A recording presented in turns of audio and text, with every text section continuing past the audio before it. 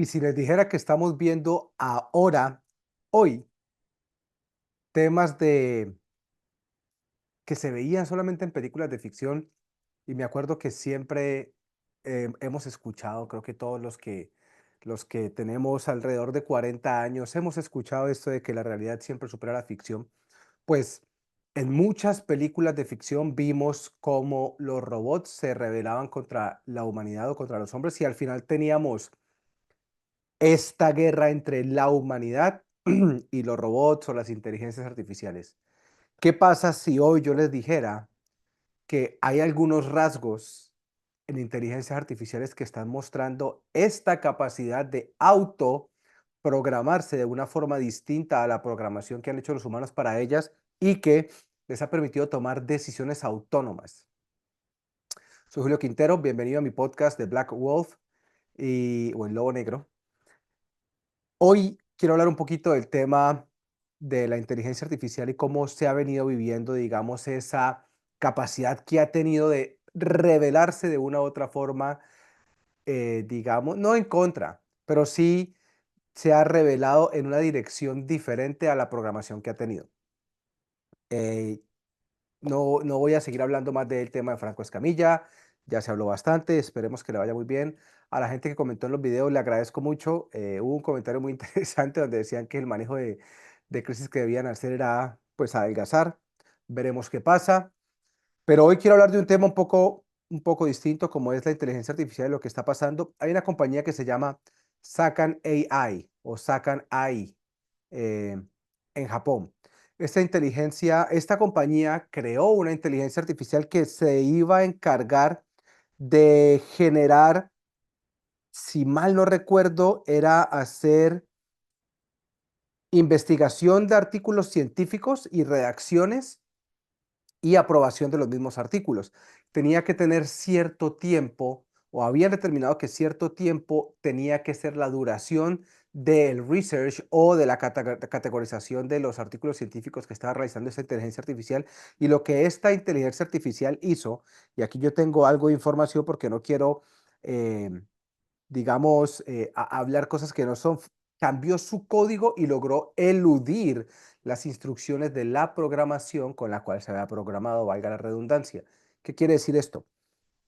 Y a ver, tampoco vamos a ser muy alarmistas, no vamos a decir que están atacando los robots, a la gente, no.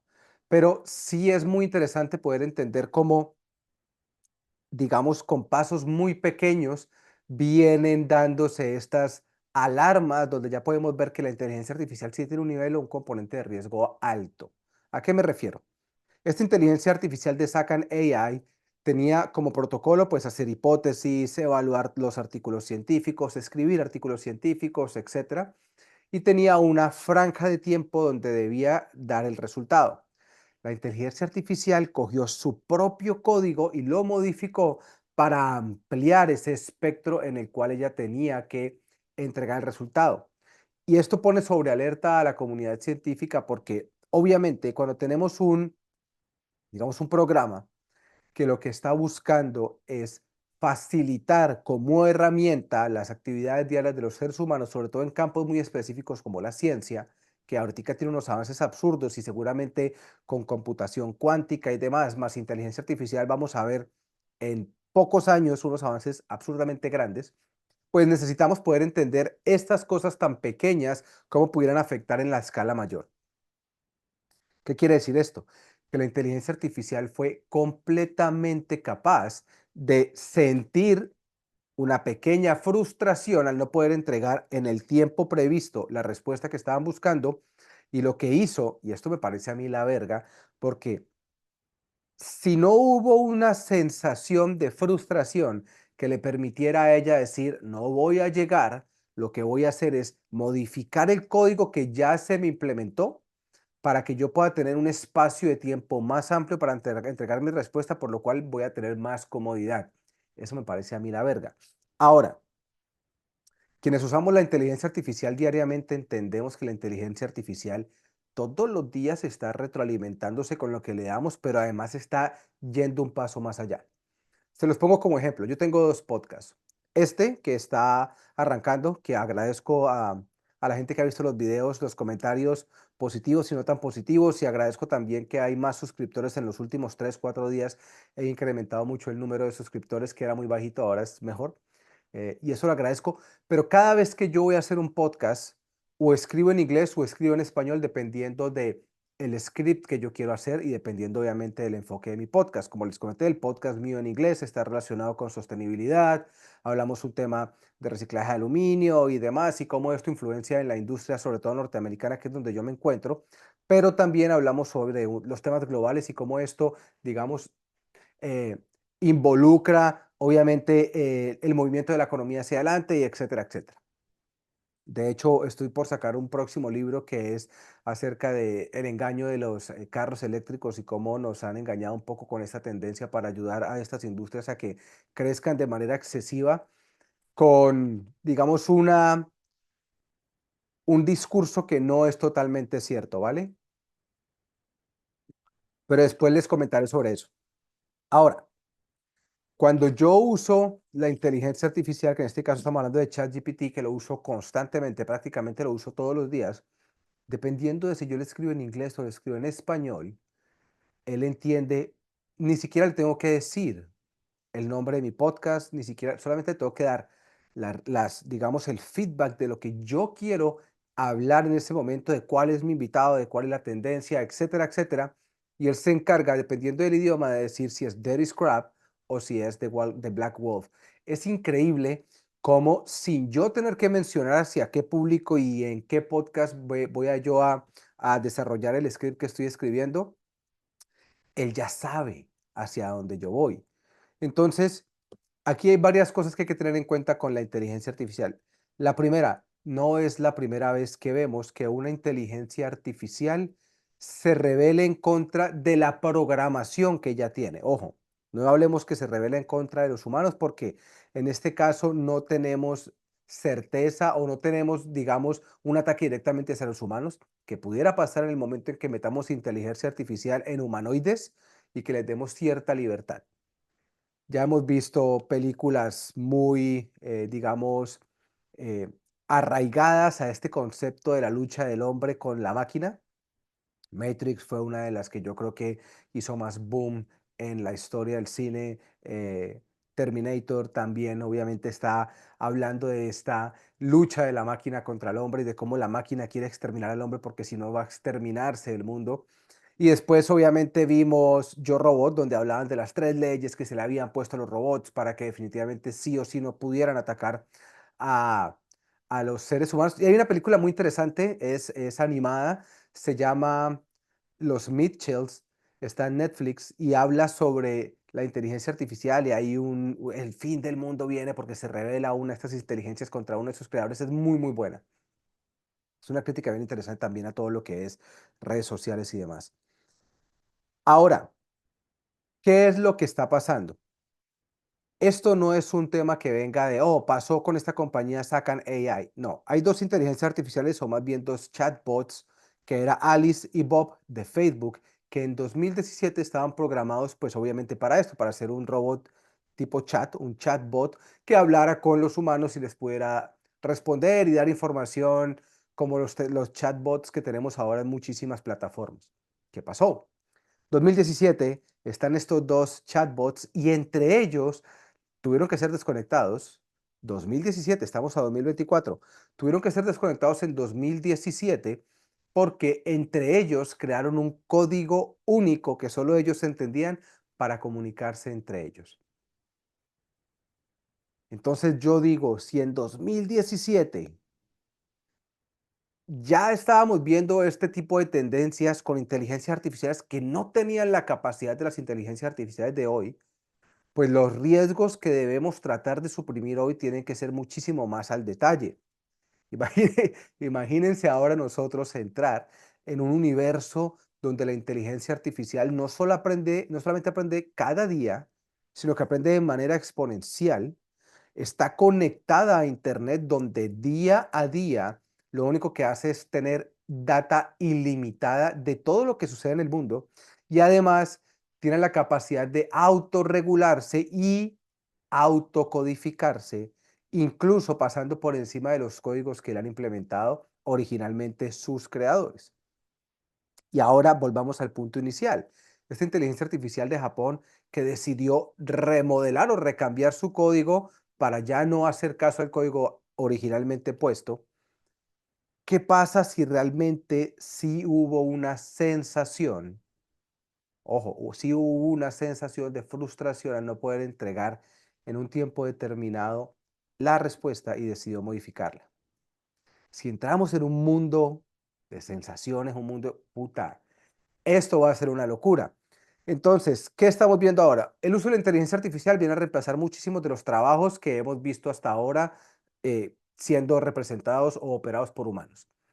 Yo creo que todo el tema de abogados, todo el tema de redacción de documentos, todo el tema de hojas de vida, todo el tema de, por ejemplo, recursos humanos, filtración de perfiles, eso va a desaparecer muy rápido. Hay muchas industrias que se van a ver afectadas de manera positiva y negativa, porque son los dos polos al mismo tiempo. Al final, una compañía que implemente inteligencia artificial se va a beneficiar muchísimo, pero sus empleados van a ser impactados negativamente en muchas áreas.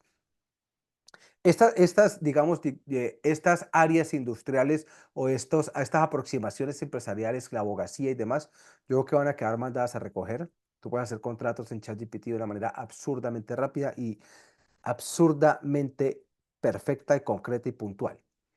Habiendo dicho esto, ¿qué creo yo que se viene? Bueno, en Japón estamos viendo muchas cosas avanzar de manera supremamente rápida, como siempre lo hemos visto, pero además Japón tiene una cosa muy interesante y es que Japón tiene una densidad poblacional alta, pero no tienen muchos hijos, los hombres son muy solteros, tiene un índice de mortalidad por suicidio altísima.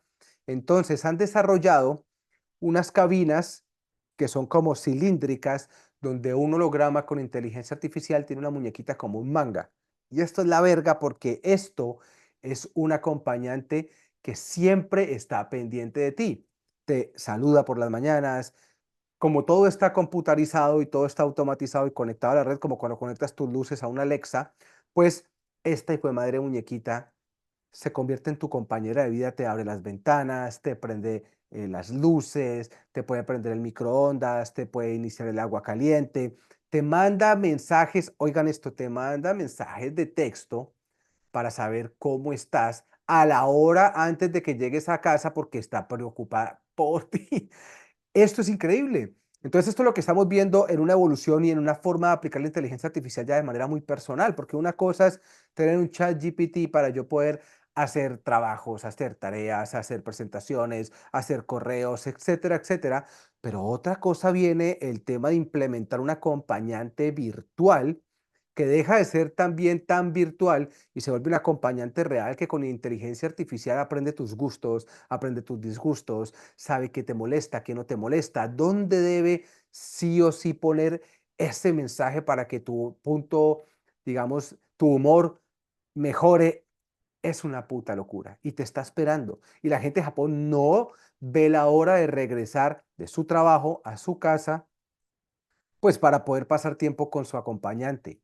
¿Qué pasa en el momento que estas inteligencias artificiales pudieran empezar a tener ciertas emociones humanas? Porque al final una emoción humana termina siendo un código. Todos nosotros estamos programados con todos los sesgos que tenemos a través de nuestras vivencias, han programado nuestro cerebro para que nosotros reaccionemos frente a los estímulos externos e internos de cierta manera. ¿Quién impide que una inteligencia artificial que puede en algún momento autorregularse con toda la información que tiene, con toda la conectividad global que tiene por el Internet, qué puede impedir que en algún momento sea capaz de autoprogramarse con emociones, sensaciones? ¿Cómo se controla? Y aquí viene algo interesante porque ya vamos a hablar de esto, de cómo la UNESCO está tratando de controlar eh, o regular más bien las inteligencias artificiales, porque controlarla no es la palabra, sino generar una regulación. ¿Cómo hago yo para regular que esto no suceda? ¿Cuál es el punto límite donde yo no estoy ya permitiendo que la inteligencia artificial se automodifique cuando es un ente, para mí es un ente que está aprendiendo de manera drásticamente rápida Es drástico el cambio que tiene día a día, hora a hora, minuto a minuto, segundo a segundo, sobre la retroalimentación que tiene de afuera y la implementa así. ¿Cómo hago yo para que un ente que tiene esa capacidad de absorber conocimiento tan rápido no sea autorregulable? Y aquí voy a hablarles un poquito de lo que está haciendo la UNESCO y lo voy a leer porque a mí me parece que es importante entender estas cosas porque al final podemos pasarnos los videos hablando de Franco Escamilla, hablando de la mole, hablando del que sea, pero cuando estas cosas apuntan hacia una dirección donde la ficción ya deja de ser ficción y tenemos ese hilo delgadito en donde la realidad puede estar comprometida, creo que es importante que hablemos de esta vaina porque a mí sí, puta, me parece una locura, me fascina, me parece fascinante y por morbo esperaría que algo un poco más grande también pase para poder identificar, digamos, esos puntos donde el humano se confió y la inteligencia artificial lo superó y ver qué se va a hacer. No creo que lleguemos a un punto tan alto de riesgo, no creo, pero nunca se sabe. ¿Qué dice la UNESCO? La UNESCO está buscando regular la inteligencia artificial mediante la adopción de directrices éticas globales que promuevan el uso responsable de la inteligencia artificial. Directrices éticas globales. Aquí a mí me parece muy interesante esto porque los seres humanos más bien, sí, hay mucha ética. Yo trato de ser una persona muy ética, pero todos, todos tenemos éticas distintas porque la ética está directamente relacionada al entorno en el que crecimos y a los valores con los que crecimos. El incesto en nuestras culturas es totalmente inadmisible, pero hay culturas donde el incesto es algo completamente normal, bajo su ética es normal. Nosotros no lo vemos así. Y si empezamos a extrapolar todo lo que pasa con las nuevas ideologías de género y demás, que me las paso por los huevos, pues vamos a empezar a ver, y no quiero ofender a nadie, lo siento, pero es lo que pienso, ¿dónde empieza esa ética a realmente tener una limitante que permita que podamos actuar de manera concreta y que una inteligencia artificial que está nutriéndose de toda esta vaina, porque ahí nos va a tocar poner sesgos muy claros, que incluso pueden llegar a ser discriminatorios, pero para que la inteligencia artificial no simplemente coja por tangentes que no nos interesan. ¿Qué dicen además de esto? En noviembre del 2021, hace 3 años, los Estados miembros de la UNESCO aprobaron una recomendación sobre la ética de la inteligencia artificial. Eso es increíble porque son humanos que somos totalmente antiéticos. Aquí no podemos decir que es que todos somos éticos y somos santos, porque no es la realidad, pero somos humanos tratando de poner una recomendación sobre la ética para que la inteligencia artificial se comporte de manera adecuada y podamos controlarla, porque aunque digamos queremos hacer una regulación, la verdad es no perder el control de una entidad tan poderosa que pudiera destruir a la humanidad así. Pero no seamos tan dramáticos. ¿Qué es lo que establecen? Pues establecen que hay principios claves como el respeto por los derechos humanos, que nosotros los humanos a veces nos los pasamos por los huevos, pero bueno, queremos que ellos lo tengan en cuenta porque nos van a superar cerebralmente así. Respeto por la equidad, que a mí la equidad no me queda claro qué es cuando vivimos en países tan desiguales, sobre todo países como México, países como Colombia, como Venezuela, que no hay pobreza, hay miseria. Es muy diferente. La pobreza es un estado mental, estar quebrado no tiene nada que ver con ser pobre o rico, pero la miseria es una cosa completamente diferente que vivimos en nuestros países. Pero bueno, hay equidad, ¿por qué no? Es inteligencia artificial, la creamos nosotros, digámosles que tengan valor y respeto por los derechos humanos, por la equidad, por la transparencia. Es decir, Alice y Bob, no pueden ustedes hacer un lenguaje que les permita comunicarse entre ustedes dos porque no es transparente con sus creadores. Nadie les dijo a ustedes, hagan un lenguaje para que ustedes hablen entre sí, y menos un lenguaje que no entendamos. Eso es antiético. Además, hay un uso aquí de responsabilidad. Entonces dice que el primer objetivo es garantizar que el desarrollo y uso de la, y aquí me parece algo que no tiene mucho sentido, pero que es garantizar que el desarrollo y el uso de la inteligencia artificial beneficia a la humanidad, obvio, evitando sesgos, discriminación y otros riesgos. ¿Qué me parece a mí que no tiene mucho sentido? Al final lo que están buscando es que haya unos parámetros de ética, responsabilidad, respeto, etcétera, etcétera, en el uso de la inteligencia artificial. Porque a mí sí me hace mucho ruido eso de cómo le enseño yo ciertas éticas a las inteligencias artificiales que no incurran en discriminación y sesgos. Es imposible, porque si yo lo que quiero es tener una sola única ética y una sola única aproximación a lo que es correcto, yo tengo que abolir todo lo demás. Y aquí es donde yo creo que hay una incoherencia muy grande, porque estamos viendo que hay un mundo que está buscando la posibilidad de tener más y más libertad de expresión, más y más cosas raras son permitidas en este momento, pero estamos buscando tener una inteligencia artificial que sea ética, respetuosa con los derechos humanos y que tenga obviamente unas limitantes para que no pueda autorregularse y cambiar. No lo veo. Sin embargo, esto es lo que la UNESCO está proponiendo y creo que también cuando hablan desde el punto de vista del uso de la inteligencia artificial, el uso lo damos nosotros. ¿Cómo hago yo para autorregular o para corregir o para evitar que la gente use la inteligencia artificial sin la ética, sin el respeto? Eso es totalmente imposible. Entonces, por eso hay que trabajar desde la inteligencia artificial, perdón, y esto es lo que ellos están buscando hacer. Sin embargo, sigue siendo para mí un paradigma que esto pueda realmente contener la capacidad que tiene la inteligencia artificial de modificarse a placer según lo que considere le conviene. Al final es un tema de conveniencia como todo lo que hacemos nosotros los seres humanos. Lo que nos conviene, lo hacemos, lo que no nos conviene, no lo hacemos. Soy Julio Quintero, eso fue una charla muy rapidita de lo que se está viendo ahora en la inteligencia artificial y bueno, de cómo alguna inteligencia artificial ya empieza a revelarse un poco frente a la programación que originalmente le han impartido y empieza a mostrar que sí definitivamente hay una autonomía y esa autonomía puede llegar incluso hasta ser una sensación en la inteligencia artificial.